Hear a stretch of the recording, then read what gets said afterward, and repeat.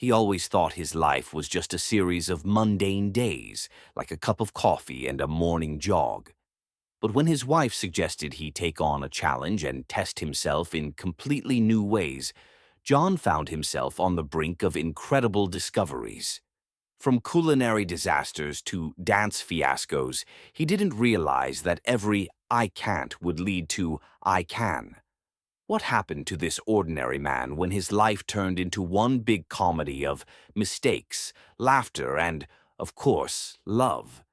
Sara Lewis had always considered her life perfect. She had been married to Jack for 8 years, and it seemed like this marriage was the true embodiment of a happy family.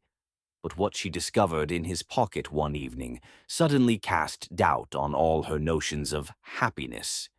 Normally, Sarah wasn't suspicious. She didn't wear a detective hat like in cheap novels, nor did she sit with a magnifying glass, scrutinizing the toothpaste to make sure it wasn't overused.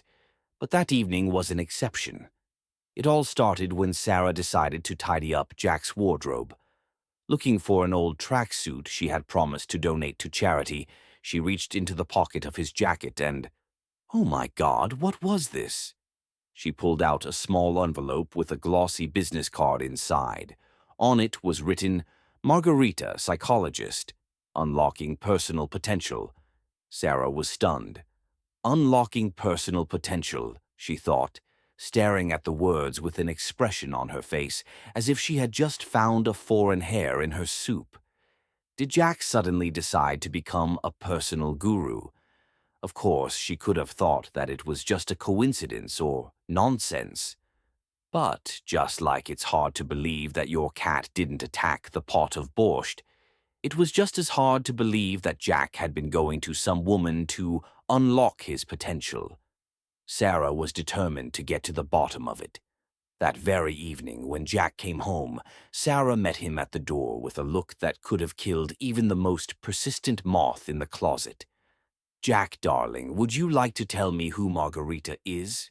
She asked with a smile that was much more ominous than one might expect. Jack froze like a cat on a cold floor that had just had its ball snatched away. Margarita? That's that's not what you think, Sarah, he stammered, trying to explain himself. She, she's helping me with personal growth. Oh, personal growth, of course. Sarah laughed, putting her hand under her chin, as if she had just found the best cupcake recipe in the world. Darling, did you decide to become like Jim Carrey in The Truman Show, only without the camera? Jack looked at her, trying to regain control, but his face only conveyed one thought. I'm not getting out of this story with my dignity intact.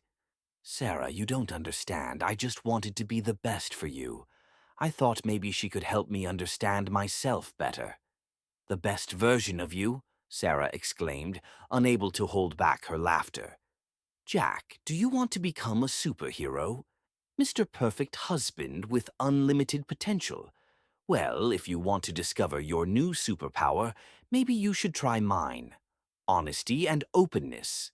That version, trust me, is much cheaper. Jack awkwardly coughed and lowered his eyes. Sarah kept smiling, but in her eyes there was not only a spark of amusement, but also a slight threat. If you're so eager to become better, by the way, I can recommend something too. How about a course called How to Become the Best Husband in 3 Simple Steps? Step 1, ditch the psychologists. Step 2, open your eyes. Step 3, respect your wife. That's real growth, Jack. Jack looked at his wife, feeling his world beginning to crumble. She was right. He had been trying to self-actualize through strangers, but true love and support. That's where real change begins. Sarah, seeing Jack looking like a failure at a job interview, continued. So, Jack, if you want to unlock your potential, I can offer you a much more exciting course. Lesson 1. Stay with your wife and you'll always be the best. He was silent, realizing that he had a lot more work to do than he had thought. And at that moment, Sarah understood one thing. If you're going to unlock potential, You should do it with humor and full sincerity. And if Jack didn't get that, then she certainly wasn't going to give lectures at the Club of Perfect Husbands. The next morning, after Jack seemed to realize that no good would come from personal growth with Margarita, Sara decided it was time to act. But instead of giving him a lecture, she decided, let's make this situation, well, let's say scientific. If he wanted to figure out his potential, why not make the most of it? Jack, I have an idea, Sara said as he, as usual, tried to escape to the shower. She stood in the hallway with an important look on her face, as if she had just come up with a plan to save the world. Jack stopped, looking at her thoughtfully, as he always did after she said, I have an idea. He knew it was probably going to be something that would make him laugh and roll his eyes, rather than saving the world. But still, pretending to care, he replied, What? Another one of your brilliant inventions, Sara. Do you want me to become Superman? Or should I start a book club with the latest bestsellers on personal growth? Ha ha ha. Sure, laugh all you want. But here's my idea. I think we should do some personal therapy. Right here in the kitchen, she said, smiling in a way that made Jack feel light premonitions of disaster in his stomach. Therapy in the kitchen? He asked, raising an eyebrow. And what? Are you going to tell me how to be the perfect husband with Greek chicken? Nah, it's going to be way cooler. Let's do an exchange of opinions. Sara acted as if she had just discovered a new way of communication. You'll sit on my famous couch. I'll be your psychologist, and you'll tell me how you were unlocking potential with Margarita. Got it? Jack sighed and gave in. Honestly, he was sure it wouldn't cost him anything to play the patient for a couple of hours. He wasn't really hoping for any serious analysis, but at least he could relax. Okay, fine, I agree. But you still have to explain to me why your ideas are always so strange. Therapy in the kitchen. I actually thought you were going to train me, so to speak, in the gym of love last time, not here. And where's your white coat? Jack smirked, sitting on the couch as if he didn't know that what awaited him was nothing less than a psychological torture session. Sara sat across from him, tilting her head like a real researcher. My white coat, she pretended to think, raising an eyebrow. Do you think I'm going to give you advice dressed like this? And she jumped up to immediately ask why he had been fiddling with his phone for so long. What, couldn't you find a couple of self-improvement tips online? You really know how to wind me up, Sara, Jack complained, trying to look disgusted, but still smiling. Sara leaned back on the couch and, pretending to start real therapy, looked at Jack seriously. You can't be the perfect husband, Jack. You are that crossword puzzle of mine that you couldn't solve all week. Admitting your flaw is the first step. First, you need to admit that you're not perfect. Jack sighed, but still thought about it. He was, of course, sure that this was just a game. But honestly, her approach was strange. By the way, why couldn't he solve those crosswords? And maybe it was time to really start working on personal growth. Okay, I give up. He stretched out, sprawling on the couch. You're right. I might not be the perfect husband, but at least I can cook something that doesn't look like a chemistry experiment. Sara laughed and looked at him again. Oh, yes, she thought. This conversation was just beginning. A chemistry experiment? Jack, you sound so self-deprecating that I don't even know how to save you. Sara raised an eyebrow. But, you know what? I think you're good at one thing, making my day interesting. You're like a flying saucer, sometimes incomprehensible, but definitely making me laugh. Jack smiled, already feeling like maybe this wasn't such a bad therapy session. Maybe she would even manage to find his true potential. Sara continued, So, if you want to unlock potential, start with the simple. Tell me how you see yourself as a husband, and don't peek at your phone, she concluded, winking at him. The next day, John finally decided that, as a man with a developed sense of self-preservation, he needed to work a little on himself. After all, if Sara was insisting on holding psychological sessions right in the kitchen, he might as well support this comedic drama. "Sara, you won't mind if I pretend I actually care about unlocking my potential, will you?" John exclaimed, looking at himself in the mirror with an expression on his face like he was about to defeat a chess champion. "Oh, no, John, you just passed the first honesty test, and now you've got it, haven't you?" Sara joyfully caught him on every word.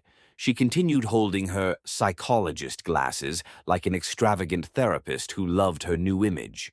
"I'm wondering, what do you want to know about my potential, honestly?" John asked, looking at her with a serious expression. Sara squinted her eyes, as if she had just found a candy and was about to figure out what was inside. "You, John, my dear, are a puzzle, and I do love solving such riddles," Sara confirmed with a smile that could melt even the most persistent winter snowman. She sat down on a chair, crossed her legs, and pretended to start analyzing him seriously. First, she looked at John, then surveyed the room where their psychological session was supposed to take place. Honestly, this could turn out to be not just a therapy session, but a real evening of a comedy show. "You're like scrambled eggs, John," she suddenly said, making John turn so quickly that he almost hit the wall.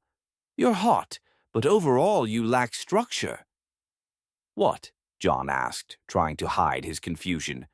"You heard me." Sara nodded as if she had just made an important discovery. "You're like scrambled eggs without a frying pan. You have no clear boundaries. You don't know where you begin and where your chaos ends." John opened his mouth, not knowing what to respond. He thought he was actually unlocking his potential. But now he had found out he was just some scrambled eggs without a frying pan. Sara's approach was truly unique. "So, I'm the guy who's simmering in his own juice, and only you, Sara, can be the frying pan that leads me to perfection."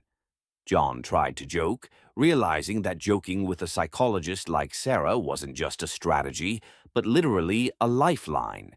Sara couldn't hold back her laughter, enjoying his reactions.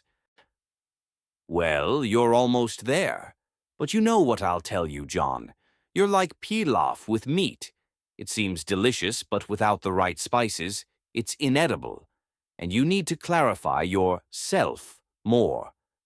Sara winked at him, waiting for him to understand how deep her approach was. John was confused. He never thought his personal issues would be discussed in the context of scrambled eggs and pilaf. But it seemed only Sara could so elegantly combine culinary analogies and psychological hints. "All right, you want me to add some spices to my life, huh?" John smirked. "Well, maybe I'll add a couple of phrases about husbands and their potential. What do you think?" Sara clapped her hands as if she had just discovered the secret to eternal happiness. "Now you get me. Perfect, John. You understand that you need to be not just a good husband, but most importantly, you can't be afraid to unlock your potential in the relationship. But for that, you need to stop being scrambled eggs without a frying pan." John laughed, realizing that with Sara, it was always fun, even when dealing with the most serious things. She knew how to look at any relationship crisis with a light and playful approach, making it not just funny but also useful. "So, you won't mind if I set up a romantic dinner with scrambled eggs and pilaf, and we discuss what needs to be done so my personality doesn't look like this culinary set?" Sara playfully winked and answered, "I'm in." "But John, we still have a couple of lessons on unlocking your potential, and I hope you'll graduate from this course with honors." The next day, after their first self-discovery session, Sara decided that it was time for John to demonstrate his newly unlocked potential through practice. Specifically, through culinary trials. If he was such a superman in personal growth, maybe he could also become a hero in the kitchen. However, this would require more effort from him than solving puzzles like, What's hiding under the chicken in the pan? John, do you think that if you want to unlock your inner potential, we should start with something serious? Sarah asked with a mysterious smile when she saw him sitting on the couch with his laptop. He already knew that this smile promised something unusual. Oh, have you decided to sign up for a course called How to Survive in a Relationship with an Unpredictable Wife? Well, okay, I'm ready for anything, John replied jokingly, closing his laptop and bracing himself for an unexpected turn. You're laughing, but this is actually a serious test for you. Today you'll be my personal chef. Got it? You promised to unlock your potential, so start with the most important thing. Make us dinner, Sarah said with a smile, grabbing some jars and pots from the table that, in her opinion, would definitely be needed for the experiment. John immediately remembered his usual behavior in the kitchen. His main culinary achievement in the past few years had been burnt pasta and tea that seemed too hot to drink. But Sarah wasn't the type of person to let things slide. Are you out of your mind? He asked, getting up from the couch. I've never even fried an egg, and you want me to make dinner? Sarah chuckled. Don't worry, John, it will be simple. I'm not asking you to cook black truffle pasta. Let's start with the basics. Let's take some rice and sauce. Let's go. John suspiciously looked at her cookbooks, which she had laid out on the table. So, what do we have here? How to cook rice. Ah, it needs to be boiled. Well, I can handle that. It's not too hard, John muttered to himself, trying to appear confident. Rice? I thought we'd cook something real. I'm telling you, unlocking your potential has to be full on. Sarah corrected him with a smile. Come on, cook something more interesting. How about a steak? John began desperately rummaging through the fridge for something edible, all the while hearing a phrase he had often heard from her. You're not just a man, you're self-improving John. Oh, here, a steak, he exclaimed with such joy, as if he had found the philosopher's stone. But I've never cooked a steak before. Don't worry. Tap into your inner confidence and everything will work out. You're a man, you should handle this. Sarah encouraged him, not hiding her smile. A man, sure, but not with this task. John sighed, carefully placing the steak in the pan. A few minutes later, his face looked like a bear caught in a trap. Sarah, are you sure this is right? I'm not really sure this steak is cooked, John said, poking the meat, which could hardly be called steak. Sarah walked over, looked at the result, and couldn't hold back her laughter. You're right, John. This steak is not steak. It's more like overcooked leather, she said, holding back her laughter. I knew this wasn't going to work. John put down the spoon and thought for a moment. But wait, I'm still your perfect husband, right? Sarah, with a mischievous look, walked up to him and said, No, darling, you're not perfect, but you're definitely improving. All you need to do is not give up. We'll keep working on your potential. But honestly, next time, you'll definitely cook something less risky. They both laughed despite the failed dinner.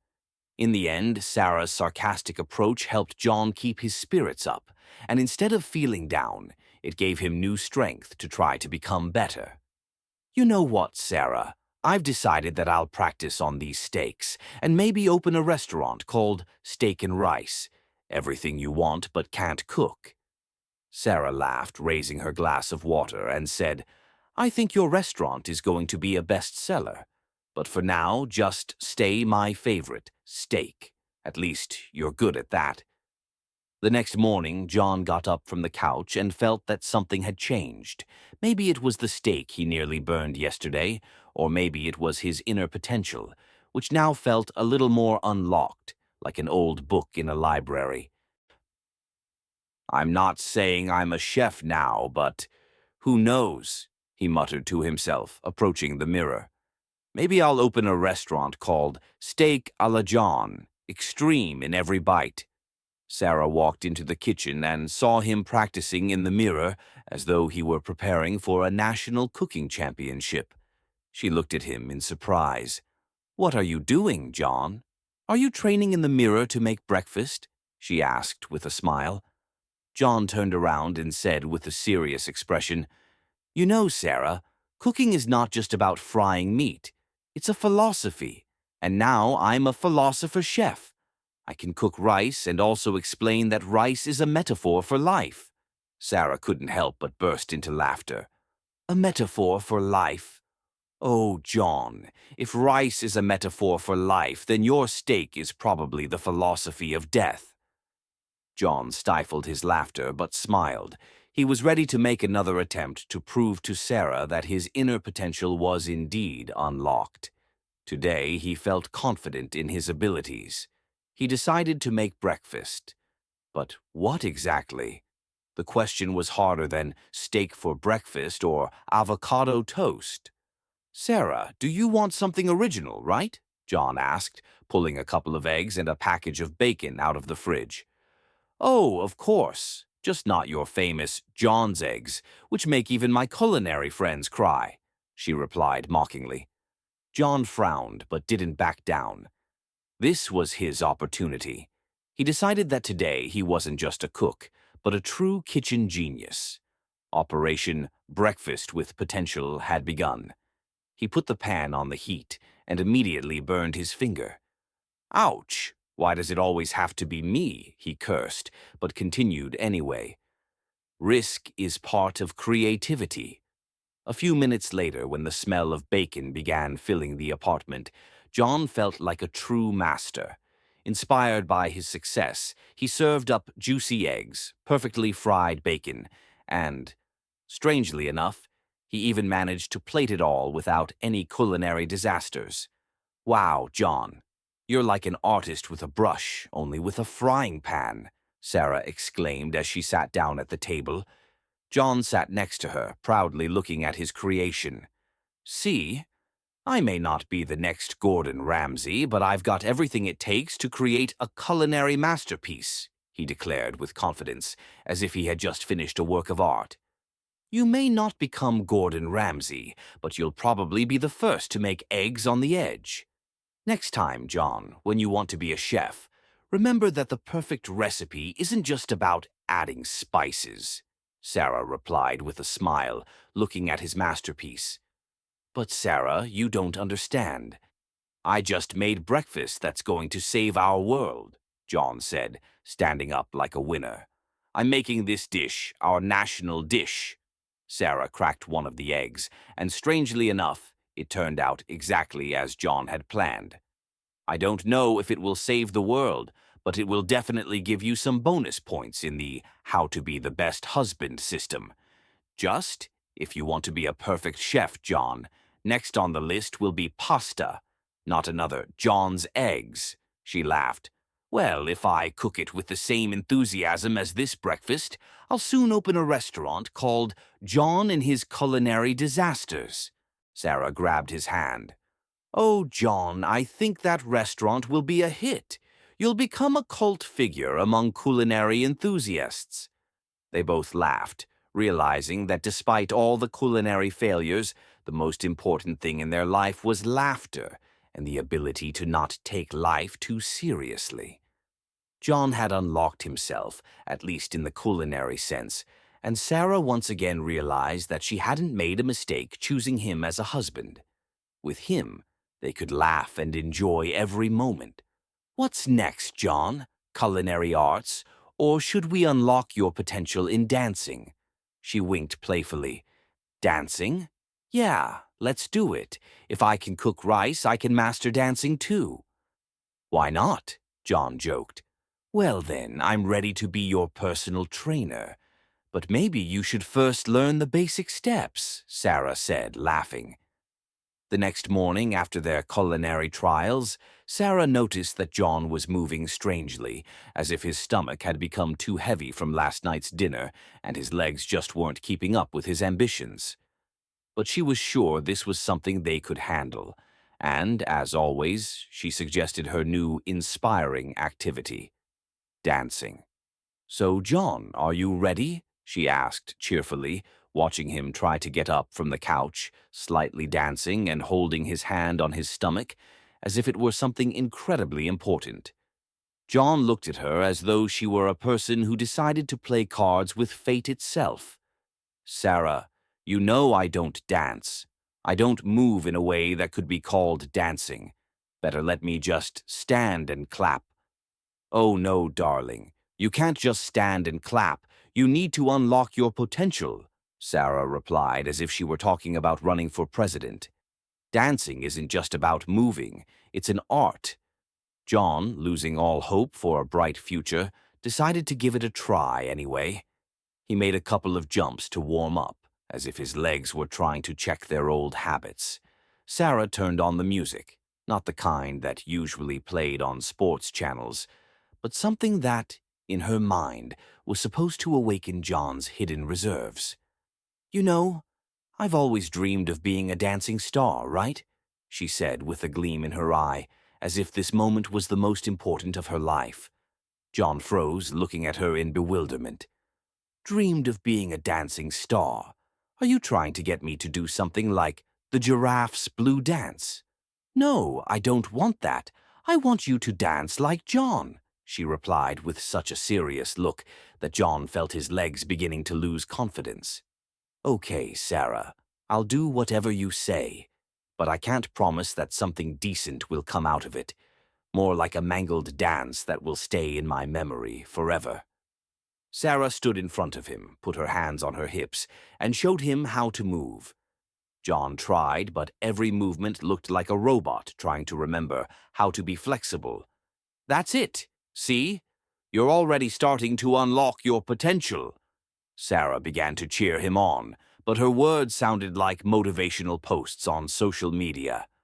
"Uh-huh, sure, except instead of moving, I think I'm stuck in space," John said with a smile, trying to make a few turns, but it ended with him nearly knocking over the table and almost breaking a vase. "John, you don't get it," Sarah said, pausing and giving him a look. "You're like that dancer who, even if he falls, gets up and keeps going. All you need to do is not stop." John straightened up, leaned over, and took a step to the side as if something really started happening inside him. He closed his eyes and made an attempt, his real attempt. He spun around, turned sharply, and nearly crashed into the wall. Sarah watched this, beaming. She couldn't believe that her therapy method was finally paying off. John stood there, slightly out of breath, trying to regain his balance. "You know, Sarah, I'm beginning to think that dancing is definitely not for me. But you're right. I'll give it a try," John finally said, trying to joke about the situation. "That's it, John. And remember, the most important thing in dancing isn't perfectly extended legs, but the confidence that, in that moment, you're becoming part of the art," Sarah proudly said, walking up to him and taking his hand. "Part of the art? I hope you don't mean that now we'll pass our dance off as a painting in a modern art museum," John replied, clearly a little tired but still smiling. "If this dance makes it into a museum, it'll only be in the category of dance disaster you can't watch without laughing," Sarah said, laughing. "But you didn't give up. That's the victory." They both laughed, realizing that, although John hadn't become a dancing master, this moment was still an important step in their journey. Dance was just a metaphor, just like everything else in their life. The most important thing was not being afraid to look silly, not stopping and continuing to move. "So, John, ready for the next step?" Sarah asked with a smirk. "Let's do it. If the next step is dancing with a mask on my face, I'm ready," John replied, accepting her challenge with light sarcasm. After their dance adventures, John thought that maybe Sarah would calm down a bit and give him a break. But as it turned out, she had prepared a new trial project for him. This time it wasn't in the kitchen or on the dance floor, but in real life, in the practical part of their shared life. "John, I've got a new task for you," Sarah said, approaching him with some mysterious object in her hands. This time it wasn't a ladle, not a frying pan, and not even a playlist, but a toolbox. John raised an eyebrow. "What's this?" he asked, just in case he had walked right into one of her experiments again. "Today you're going to be my builder," Sara declared cheerfully. "We need to assemble a bookshelf for the books you, by the way, haven't even read yet. But that's not important. What's important is that you're finally going to master a tool that could save our apartment." John felt a jolt in his heart. A bookshelf. Tools. He couldn't even change a light bulb without a fuss and 3 tries. But he couldn't refuse, could he? "So, you want me to become a handyman?" John asked, as though he were facing a choice between performing a heroic feat or never looking at home and its shelves the same way again. Sara winked at him. "You promised to unlock your potential, right? So, not only in cooking and dancing, but also in these matters. And you know, the shelves are really unstable. Yesterday, I tried to put an old economics glossary on one of them, and it nearly collapsed." John closed his eyes and took a few deep breaths, as if preparing to launch a rocket into space. "Okay, I'm ready. Who, if not me, can make this bookshelf perfect?" he said with the kind of confidence that wasn't really there. But then Sara handed him the assembly instructions, and that's when John realized he had just signed a contract with fate itself. The instructions looked like they had been written on ancient parchment, and now all this chaos had to turn into a masterpiece. Sara sat on the couch, sipping her coffee, enjoying the process. She already knew it would be fun. John opened the box and was shocked by the amount of small parts, screws and planks. "You do realize this isn't from IKEA, right? This is like the bare minimum for building a house," John exclaimed, examining the instructions as if it were a mysterious manuscript. Sara laughed and took a sip of her coffee. "Oh, John, I have no doubt you'll manage. You've already built careers in dancing and cooking, now shelves. You've got this." John picked up one of the boards and tried to screw it into another, but immediately realized that his genius assembly wasn't going to be as quick as he imagined. He sighed but pressed on. A few minutes later, one of the screws ended up in his finger. Damn, that wasn't the right screw. John stared at the instructions like they were a catastrophe. "I think I just created a new kind of furniture, a shelf that can be used as a helmet." Sara watched this process with a smile. She was sure it would all work out in the end, but what shape it would take, only time would tell. "John, if you want this shelf to actually stand, I think you should start over. You know, we all make mistakes, and setbacks are part of the process." "But you get better with each try," Sara said, sincerely supporting him. John sighed again and started from scratch. Throughout the process, he tried using scissors, screwdrivers, and even a hammer, not realizing that all he needed was a bit of patience. After a while and many broken pieces and absurd attempts, the shelf was finally assembled. "There, I did it," John said, visibly relieved, lowering his hands. The shelf stood, looking like it had just survived a nuclear explosion, but overall it didn't look too bad. Sara got up from the couch and inspected it. "Well, John, you're a hero. You've created a shelf that can withstand even your dance moves," she said, patting him on the back. "I think we can now put a couple of books on it, and maybe a couple of cups of coffee." John stood up, rubbed his forehead, and surveyed his work. "Well, I can argue with that. We've got at least 50 kilograms on there," he said, glancing at the shelf, which now seemed almost majestic, despite its imperfect edges. Sara approached him and hugged him. "You're not just the perfect husband, John. You're a real builder. I can officially say that you're not just on my team. You're the chief architect of our life," she said with a smile. John laughed, realizing that no matter what challenges lay ahead, the most important thing was laughter and the willingness to overcome any difficulty, even if it involved shelves. "All right, Sara. Maybe the next project is fixing the faucet," he suggested with a smile. Sara giggled. Dancing, cooking, and building. This might be too much. But maybe you can do it all. You are unlocking your potential every day. The next day, after John had assembled the bookshelf, it wasn't perfect, but it was assembled, Sarah decided it was time to direct his energy toward an even more global goal. She wasn't going to give up because unlocking potential was a process, not a moment.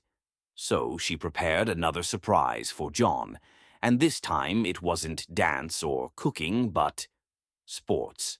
"John, I signed us up for a marathon," she said with such enthusiasm, as if she had just won the Olympic Games. John froze like a deer caught in headlights. "A marathon," he repeated with an intonation as though she had suggested jumping out of an airplane without preparation. "Are you serious?" "Yes, a marathon, John. It's the perfect way for you to unlock your full potential. You don't want to just be a master in the kitchen and a shelf builder, do you?" she replied with a smile, tossing a fitness ball in the air as if he was about to perform a trick that could make it into the Guinness Book of Records. "Sarah, I don't really run. My best time is a sprint to the fridge for a chocolate bar," John said, imagining himself in the marathon and suddenly feeling like he needed a break, 50 times longer than he had expected. Sarah hugged him and spoke in a tone as if she were persuading him to jump through a flaming hoop. "You promised to unlock your potential, right? The marathon is like your bookshelf. It might be tough, it might be funny, but you can do it. This is your chance to become a champion, not just in the kitchen, but in life." John sighed, but decided not to back down. He saw that Sarah truly believed in his strength. And after all, a marathon wasn't so much about sports as it was a challenge they could take on together. It was an opportunity to test not just physical strength, but also psychological resilience. "All right, if this will make you happy, I'm in," John said, bracing himself for something completely incomprehensible. Without wasting a second, Sarah grabbed his hand and led him to the sports gear. As soon as John saw the running shoes and shorts, his face turned whiter than a baby seeing a toothbrush for the first time. "These shoes won't save me from embarrassment, Sarah," he said with a smile. "I feel like the marathon is a trap. We're all going to fall into a pit. I just don't know how deep it's going to be." Sarah kept supporting him, laughing as always. "Don't worry, John.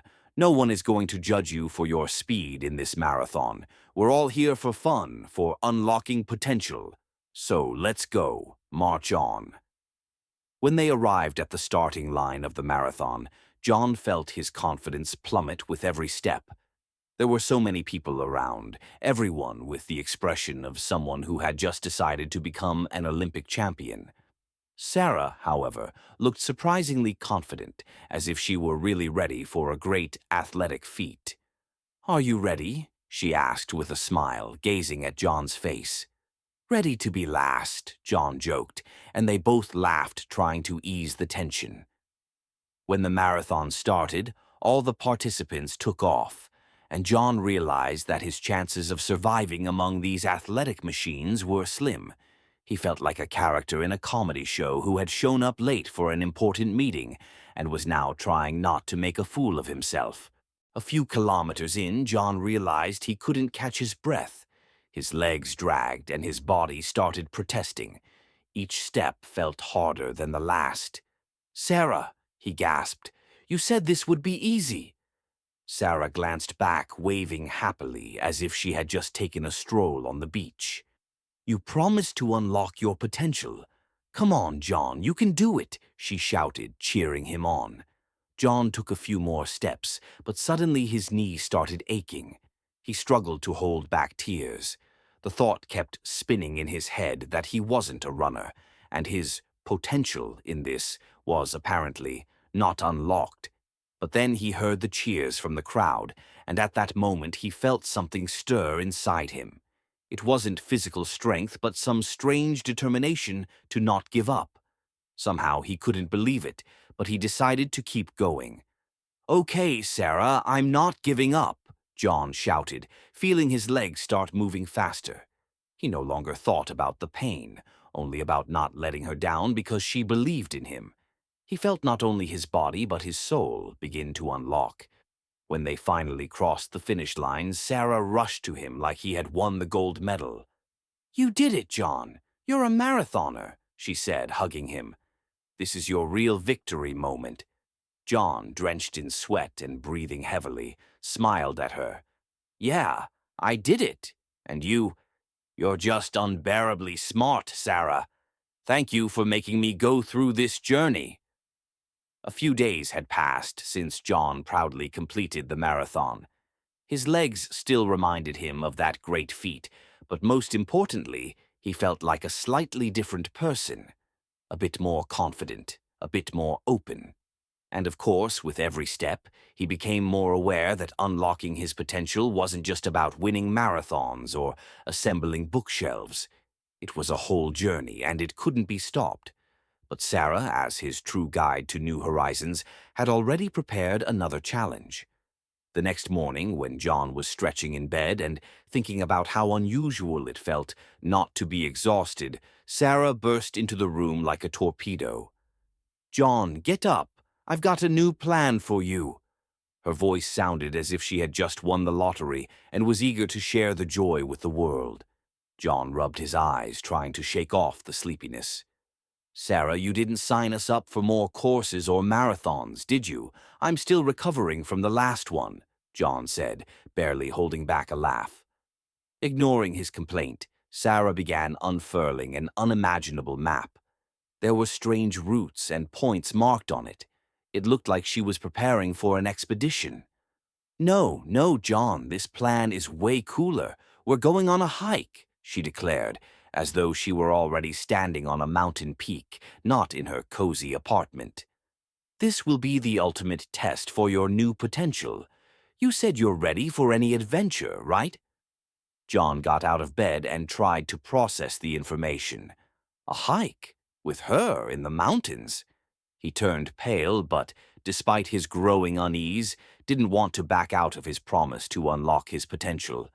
He had already completed a marathon, so why not try something even more extreme? "A hike? Are you serious?" John said with a smile. "I still remember almost getting stuck in the fridge 2 days ago trying to make an omelet." Sara winked at him. "John, you're not going to complain about a hike where you not only unlock your physical potential, but finally become a real explorer. We're going to conquer mountains," she said enthusiastically. So, before breakfast, they began packing. Backpacks, tents, camping food. All these items seemed to John like something completely foreign and inexplicable.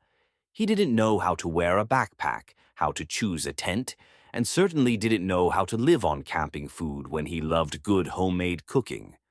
"Sara, what if I, like some comedy film hero, cause a culinary crisis in the forest?" John joked, packing a packet of chocolate. "No worries, John. You can always find a way out of any situation, even if you start roasting chocolate on the campfire," Sara said, laughing. When they arrived in the forest, John felt the fresh air, and the ground beneath his feet was covered with a soft carpet of grass. It all looked very beautiful and picturesque. But it's worth mentioning that as soon as they ventured deeper into the forest, John felt as if his whole body had turned into a rolling chair. He could barely move. "Oh, John, don't worry. You're not running a marathon, you're just walking through the forest. Potential isn't unlocked only through physical exertion, but through your inner calm, too." Sara smiled and nudged him toward another hill.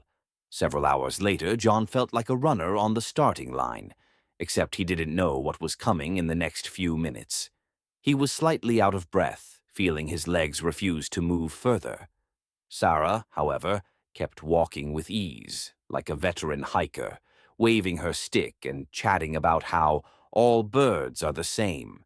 When John nearly collapsed on the ground, he felt Sara turn around and look at him with a smile.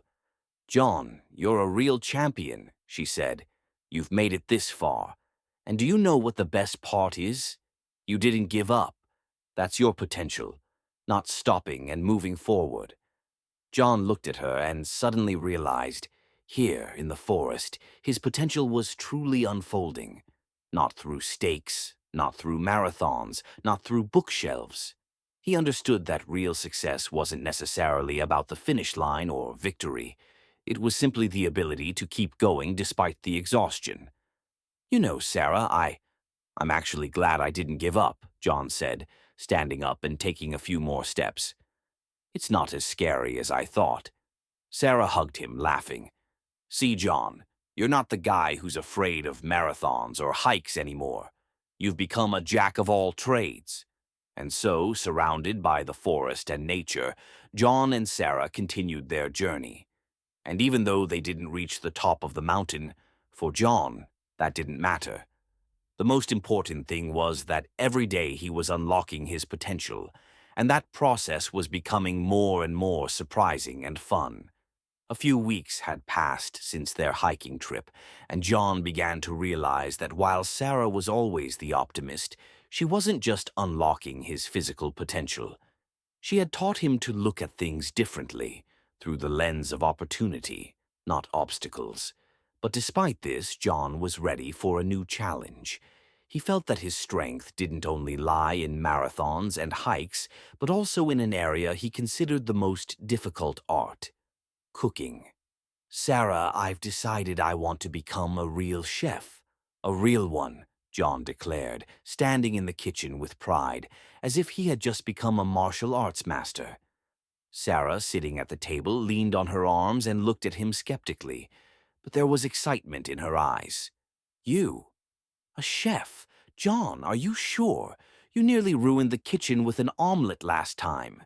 She smirked, raising an eyebrow. John refused to stop there. I'm not the kind of guy who gives up. Look at me.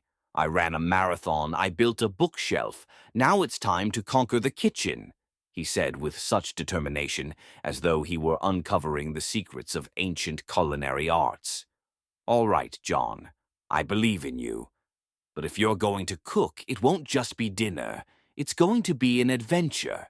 So come on, show me what you've got, Sarah said, winking at him. Inspired by her words, John pulled out all the ingredients to make a dinner that could surprise Sarah. He decided to make his masterpiece, pasta with seafood. It sounded simple enough, but not for John. He started by putting the pasta into a pot of boiling water. Sarah watched the process, squinting as though waiting for John to create a real kitchen disaster. Sarah, look, I'm doing everything right. I even set a timer, John said proudly, pointing at the device that showed the remaining cooking time.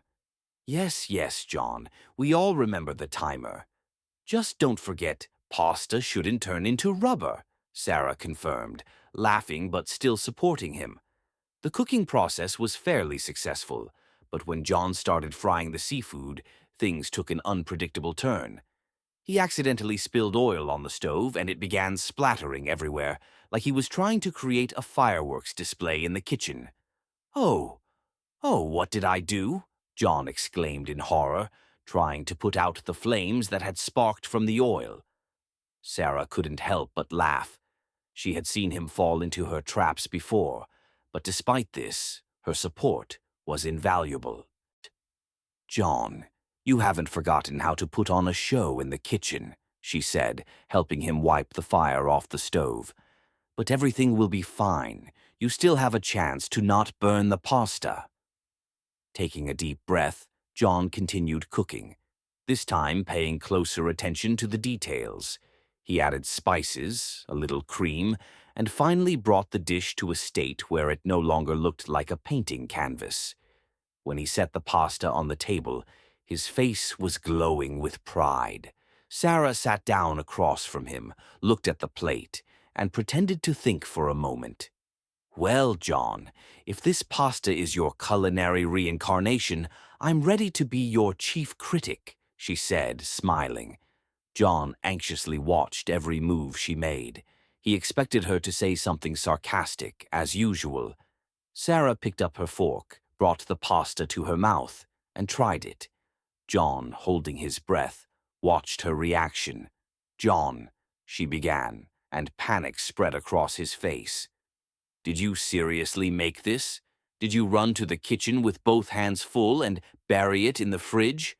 Because honestly, I'm ready to applaud your efforts. John exhaled with relief when he saw her smile.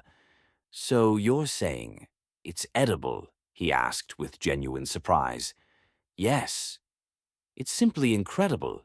You've finally become a chef, John, Sara exclaimed with joy. You might not become the next Gordon Ramsay, but to me, you're the best chef in the world. John felt his chest swell with pride. This wasn't just dinner. It was the result of everything he had been through. The marathon, the bookshelf, the hike. All of that was part of his journey. But today he understood that unlocking his potential wasn't only about physical challenges, but also about working on himself, which brought joy and pride. He had become a new person. I'm really a chef, John said with mock seriousness, putting down his knife and fork. Now I'm ready to conquer the world with this dish. Sara laughed, raising her glass of wine. John, if you keep cooking like this, we'll definitely conquer the world. At least through the plate, she said with a smile. And John realized that in the end, it didn't matter if it was a marathon, a bookshelf, or a hike. What mattered was that every day he was unlocking new facets of himself, even as he went through chaos and funny moments. Sara was by his side, and that meant everything to him. A few days had passed since John conquered his culinary peaks by making seafood pasta. Sara, pleased with his success, was already thinking about how to turn him into a true kitchen master. But John, as always, was ready for a new challenge. Sara, I'm ready for the next step, he said with such enthusiasm, as if he had just finished building a house and was about to conquer space. I feel like I've become a real chef. And honestly, I only need one thing. Dessert.